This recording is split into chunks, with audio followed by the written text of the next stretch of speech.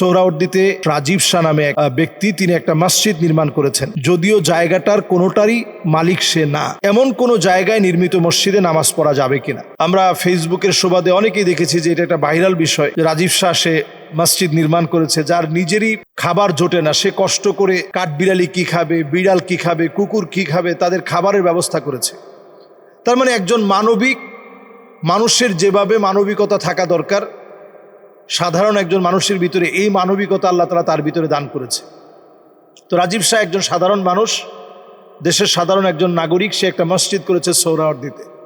যদিও জায়গাটার মালিক সে না, এবং পাশেই সে ধান ক্ষেত লাগিয়েছে, অনেক ফুলের গাছ লাগিয়েছে। তার চিন্তা হচ্ছে যখন এই মসজিদটা সুন্দর হবে, এই মসজিদে যারা আসবে নামাজ পড়তে, তাদেরকে সে এই ধান যখন পাকবে, এই ধান থেকে সে খিচুড়ি পাক করে খাওয়াবে। এটা তার একটা ধারণা, একটা চিন্তা আর কি। তো তাকে 72 ঘন্টার আলটিমেটাম দেওয়া হয়েছে এই মসজিদটাকে ভেঙে ফেলার জন্য, এবং এই মসজিদটা ভেঙে ফেলা হয়েছে।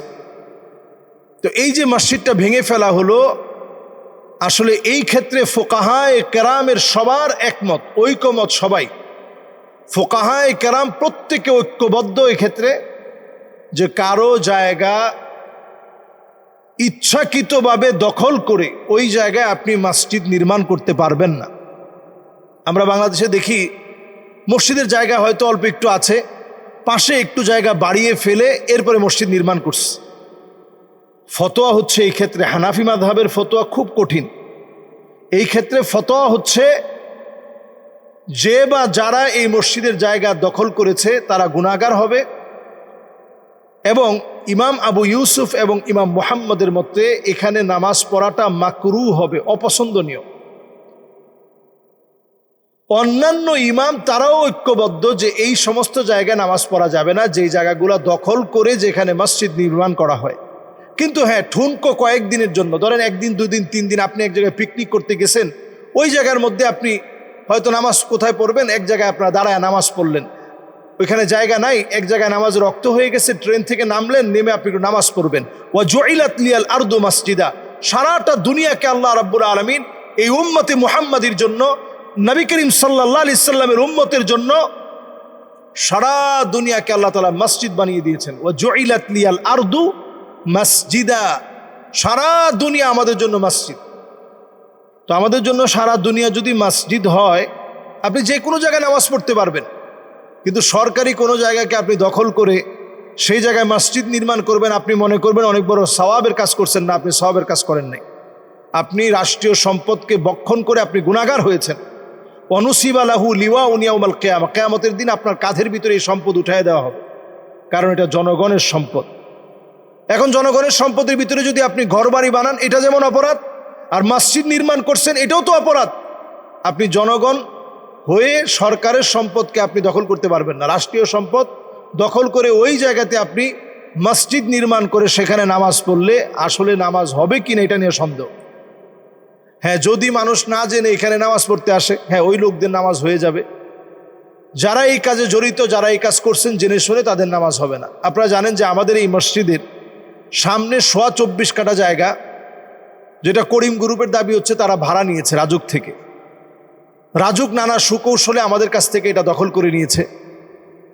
কিন্তু দখল করার পরেও আমরা এটার জন্য কিন্তু আইনানুগ ব্যবস্থা নিচ্ছি, কিন্তু আমরা হুট করে ভেঙে সেখানে প্রবেশ করতেছি না। কারণ আমাদের সমস্ত খাজনা খারিজ সব কিছু এখনো আমরা খাজনা দিচ্ছি জমির, তারপরে আমরা সেখানে যাচ্ছি না কেন? যদি প্রশ্নটা থেকে যায় যে আইনানুগভাবে আমরা ব্যবস্থা নিয়েছি কিনা, এই প্রশ্নটা যেন না থাকে। খাজনা দেওয়ার পরে, জমির দলিল থাকার পরেও আমরা সেখানে যাচ্ছি না। সুতরাং যদি একটা মসজিদে আপনার নামাজ হয়, অন্তত জায়গার মালিকানা যেন ঠিক থাকে। ওয়াকফ করে দিতে হবে বিষয়টা এমন না, এটা আমরা অনেকেই মনে করি ওয়াকফ করে দেওয়া লাগবে। জুমা মসজিদ হওয়ার জন্য ওয়াকফ করে দেওয়া লাগবে এটা শর্ত না। তবে ইদনে আম, যেই কোনো জন বাহির থেকে আসতে পারবে, সেই অনুমতি অথরিটি থাকতে হবে। যে কোনো জন আসতে কোনো বাধা থাকবে না, সে নিরাপত্তা নিয়ে আপনার মসজিদে আসতে পারবে, মসজিদে নামাজ পড়বে, কোনো বাধা নাই। এমন যদি হয় তাহলে এই জায়গায় জুমার নামাজ পড়া যাবে, কোনো অসুবিধা নাই। তাহলে সোহরাওয়ার্দীর রাজীব শাহের যে মসজিদ নির্মাণ, অথবা তার যে কান্নাকাটি, তার যে আকুতি মিনতি, সে আসলে বারবার বলতে চায় যে ছিন্নমূল এই মানুষগুলো নেশা বিভিন্ন রকমের খারাপ কাজ নিয়ে থাকে। আমি সব বাদ দিয়ে একটা মসজিদের জন্য আসছি।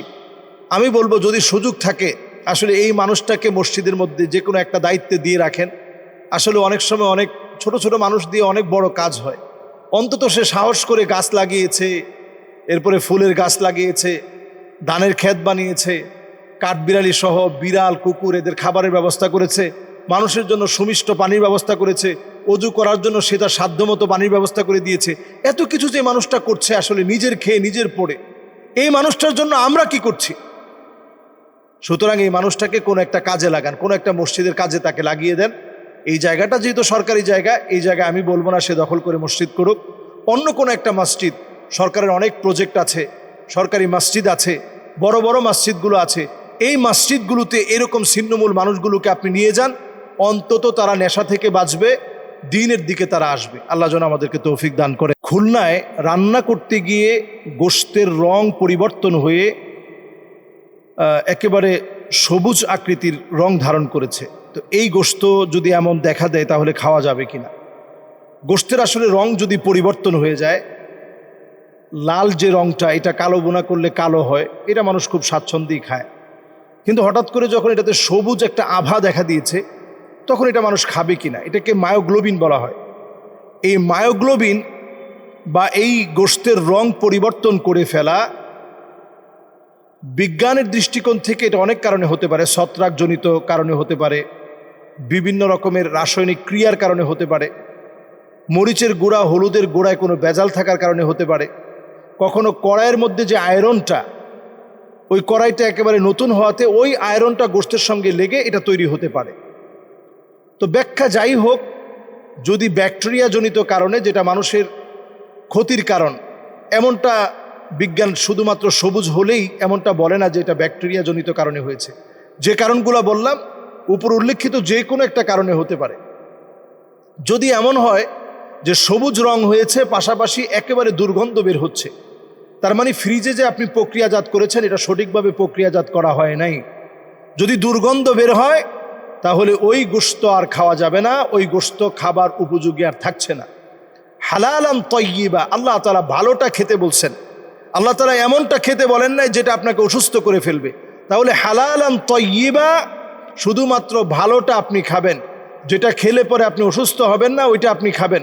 যদি এরকম রং পরিবর্তন হয়ে যায় মায়োগ্লোবিনের কারণে অথবা ব্যাকটেরিয়ার কারণে অথবা অন্য যে কোনো কারণে, রাসায়নিক যে কোনো বিক্রিয়ার কারণে, যেটা হয়তো আপনাকে অসুস্থ করে ফেলবে, তাহলে ওই জাতীয় গোশত খাওয়া দরকার নেই। এখন যদি দুর্গন্ধ না হয় এটা আপনার জন্য হারাম না, আপনি হালাল, আপনি খেতে পারেন। তবে দায়িত্ব আপনার, আপনি দেখে শুনে আপনি খেলেন, এরপর আপনি অসুস্থ হয়ে যাবেন, এটা ইসলাম চায় না। ইসলামের একটি বক্তব্য হচ্ছে লা দরার ওয়ালা দরার ফিল ইসলাম, আপনি কোনোভাবে ক্ষতিগ্রস্ত হবেন এটা ইসলাম চায় না। ক্ষতি থেকে বাঁচার জন্য আল্লাহ তাআলা আপনাকে হালালান তয়্যিবা, ভালো ভালো খাবার দিয়েছেন। সুতরাং এই জাতীয় ঘটনা, খুলনার যে ঘটনাটি ঘটেছে, এটা আমাদের জন্য একটা সতর্ক বার্তা। আমরা অনেক সময় দেখি গোশতের ভিতরে আল্লাহ লেখা থাকে, তো এই জাতীয় গোশত আমরা খাবো কিনা? হ্যাঁ, এই জাতীয় গোশত আপনি খেতে পারেন, কোনো অসুবিধা নেই। এখন দেখা যাবে যে কড়াইয়ের ভিতরে গোশতটা হঠাৎ করে সবুজ হয়ে গেছে, কেউ কিছু একটা মনে করে এটাকে লাল শালু পেঁচিয়ে নতুন করে একটা বিশাল জটলা বাঁকানোর চেষ্টা করবেন, এটা সম্পূর্ণরূপে হারাম এবং শিরকের দিকে নিয়ে যাবে। আপনারা এই জাতীয় গোশতের মধ্যে যদি এরকম কিছু দেখেন আপনারা খেয়ে ফেলবেন, দুর্গন্ধ না হলে খেয়ে ফেলার ভিতরে কোনো অসুবিধা নেই। আশা করি বুঝতে পেরেছেন। আল্লাহ তাআলা আমাদেরকে বোঝার তৌফিক দান করুন।